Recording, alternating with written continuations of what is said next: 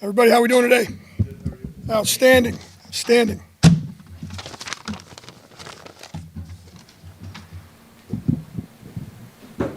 Always outstanding.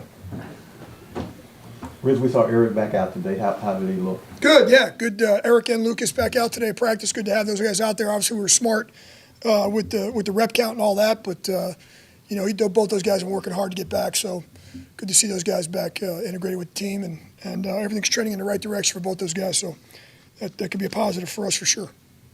When you deal with a team with a fluid quarterback situation, as they are, how does one prepare for one or the other? Because is the system the same for both? Yeah, listen, I think the Giants' system is the system. I think certainly both those guys have different attributes. Some better than others for both guys, like any player. So the thing you got to you got to look and see in the past what they've kind of done in the offense that they ran. But Brian's a great creative offensive mind. They'll have a great game plan. We got to be ready for all and any, and we'll be ready for both guys for sure. They said it'll be Locke.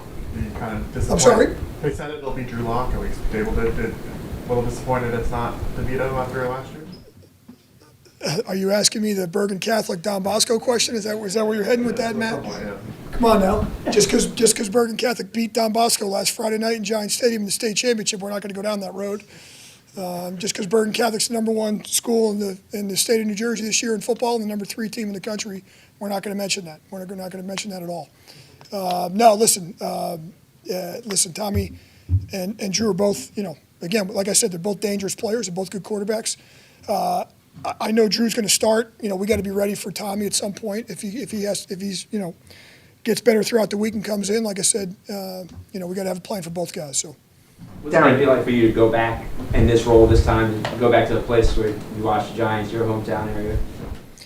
Yeah, listen, it's definitely interesting. I got to practice what I preach. Quite frankly, with what I practice, what I preach with the players. I got to stay locked in. I can't get too wrapped up in the moment. I'm trying to. I'm gonna have to shut my phone off here at the end of the week.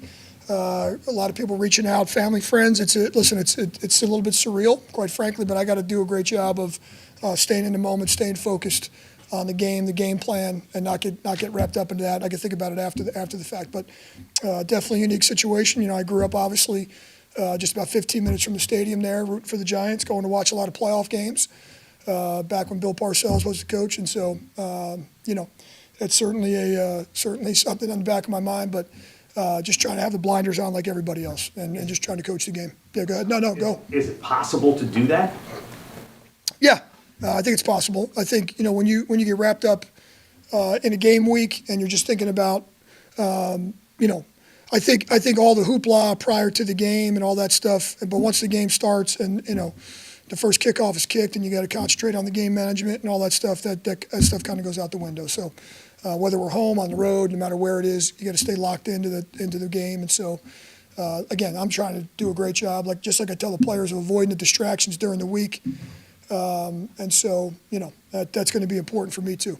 So are you just shoving all this off on your wife? Or? I'm trying to. We tell the players the same thing. Listen, take care of all that stuff in the beginning of the week, and so the rest of the week's for football. So I try to, like I said, practice what I preach. So just trying to do that. For Kendre Miller, the other day you called him a change of pace back. How does he kind of complement Alvin? And when you say change of pace, what do you have in mind? Yeah, well, when I say change of pace, I mean he's a different style runner than probably the runners that we've been, playing with this year. Whether that's Alvin, Alvin's a dynamic running back. Please don't take that the wrong way. He's a phenomenal player, one of the best players in the league. Kendre has a different style, different approach than the other runners we have in the building. He's explosive when he's had the ball in his hand. He's obviously a playmaker. Again, Kendre's deal is going to be, getting himself locked into the game plan, the mental part, making sure he's physically ready to go, and let the rest kind of, just like I just said with myself, really let the rest take care of itself. So that's the deal with him. He can't get too wrapped up in the whole deal either. He's got to block out the outside noise and just focus on the Giants. Do you feel like they complement each other? Sorry. I mean, I didn't really mean it that way. It probably came out like that way the other day. I do think they're different style runners, so it's definitely hard to defend. But it's no different than Jamal and Mims. All four of those guys. And when Taysom was running the ball, all those guys have their different little style. And I just meant that Kendre is a little bit more of a different change of pace for us than what we're used to. What are some of the things that the Giants do well that stand out when you watch them? Yeah, well, listen, I can tell you this. I think I mentioned this the other day. I got a lot of respect for Brian Daboll as a coach. I think he's always done a phenomenal job with the tools and the pieces that he's given and that he's had. No matter where he's been, I've coached with him at the Dolphins. I've watched what he's done at other stops throughout the league in Buffalo and New York, and they've always done a good job. He's very creative. You can't. You got to always be ready for something new. They've always been able to run the ball. I think that's one of the things they've done a good job of this year with a young back. They kind of have a young back and a veteran back. They've been able to run the football, and so that's really what they're doing. They have a playmaker, obviously, and neighbors on the outside, who I know we got to do a great job on eliminating the explosive plays with him. You look at their defense. They have two playmakers on the edges. Between Birds and Thibodeau. We've known Burns obviously in this division for a long time. He's wrecked a lot of games for people, and so we got to do a great job having a plan for him. They just got Thibodeau back on the other side. Those guys are a problem. We've got to do a great job of defending protecting the edge this week. That's going to be a big part of what we do. So I know their record isn't where they want it to be. Neither is ours, and so quite frankly, I can't worry about that. We got to focus on us. But I know they're a well-coached team. I know what Brian's all about. Darren, is there anybody who can do any of what Taysom Hill did offensively for the Taysom Hill offensive package, or is that the kind of thing now you just have to put it in a drawer and well, I don't think it'd be a one man show, if you will. Like Taysom's a one-man band, So I don't think that'll be the case.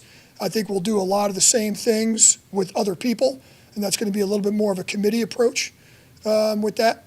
I've said this a bunch of times. It's hard to just, Taysom is Taysom. It's really no comparison. And so, but all the plays and all the different packages and the things we run are just going to have to be distributed differently. And then it's going to have to be, no different than just spreading the ball around a little bit. But no, it's hard to put one guy in charge of all those things because I don't know if there's another guy in the league that can do what he does. Is there anybody who can do what he does from that wildcat position, whatever you would call that? Is there anybody who can do that from the quarterback role? Yeah, there's a few guys. That's all I'm going to say. There's a few guys that can do that. I don't want to give too much away game plan wise, but yeah, we're going to have that stuff still in the game plan.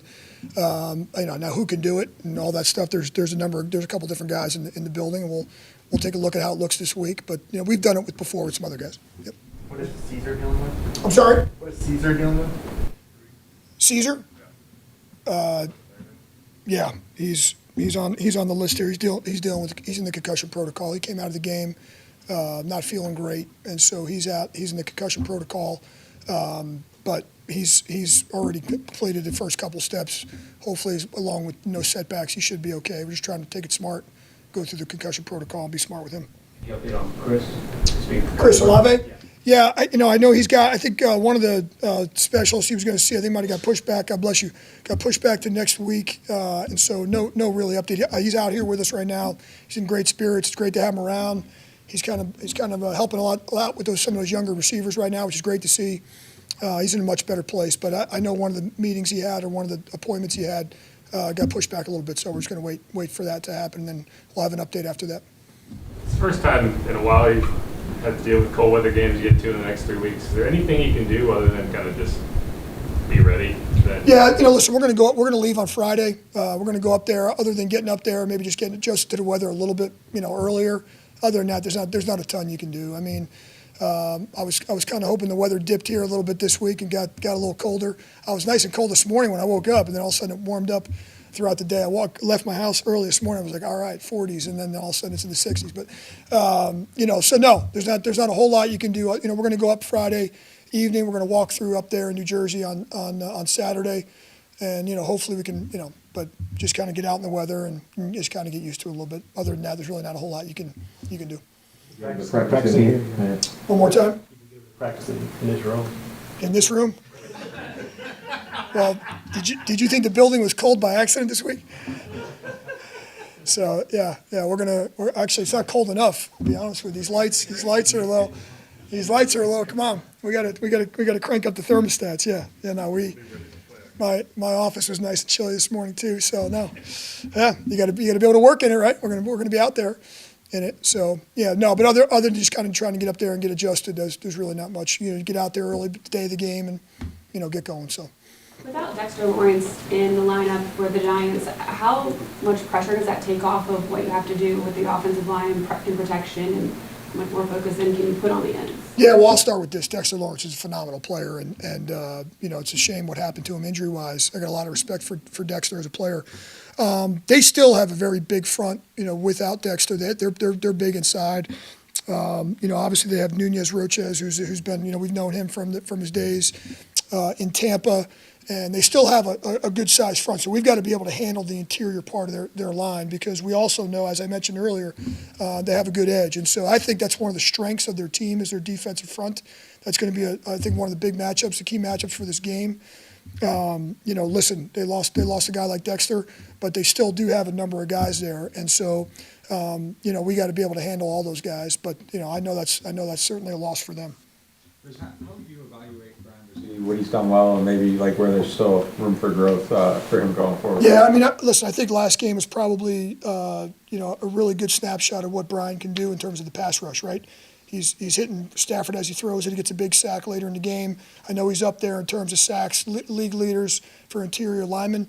I think what Brian and BY have done, over the course of this last month or so is really tried to hone in on his run stops, his run game, his first and second down stuff. Listen, Brian's a really, really good interior pass rusher. I don't think anybody's ever going to deny that part of it. I think as you get older and you mature, we have Brian as a really young guy, age-wise. And so the talent is there. I think, perfecting your craft and working on all the technique stuff, hand placement, leverage, gap control, those are some of the things he could still get better at on first and second down. He'd be the first guy to tell you that. And so that's why, the film study and the practice and the technique, the sled work with BY, all that stuff's the stuff, because he's got the ability to become a very, very good three-down player in this league, and he's already shown that. Looking back at how successful he's been with y'all, why do you think Valdez-Scantling was available for you guys to get mid-season, and were you surprised that a guy like that was available? Yeah, you see that, Catherine, sometimes with a lot of veteran players, that are kind of the guys that have been around the league. I can't speak for other teams on why he didn't fit their particular role. But, listen, I just saw Jamal Adams sign with somebody. There's some good veteran guys that are out there at this time, and teams have to decide, whether they want to go young or veteran guys. So I think circumstances sometimes kind of dictate that based on what teams got. Oh, listen, all I know is I'm glad we got him. I'm glad he was available. I'm glad our personnel department, great job by the pro personnel department of getting him in the building. He's been nothing but a pleasure to work with. He's working hard. And so it's been nothing but a positive experience so far with us. So it's hard for me to speak on other teams, but or about other teams rather. But I have seen that in the past where there's some really good veteran guys that are out there. Those are, we had that list every year of every position of veteran players that are available. And like I said, I'm sure glad we got them. How would you describe where the locker room is right now after the setback? Do you feel a bounce back this week? Yeah, listen, I think one of the best things today, and Monday and today, was I don't feel anything different from what I felt the last few weeks. Our guys are in a really positive space. I think a big question for us this week is how do we respond? How do we handle, there's an area, listen, I told our guys this morning in the team meeting, we've lost our last 4 road games. That's not a secret.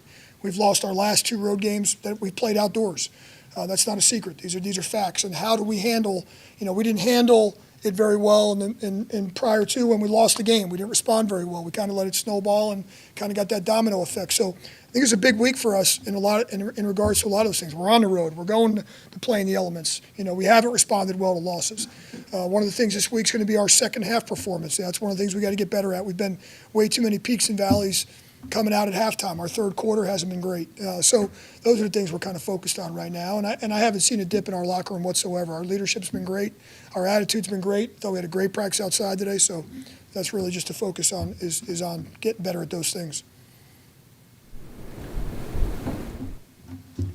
All right, guys. Appreciate you.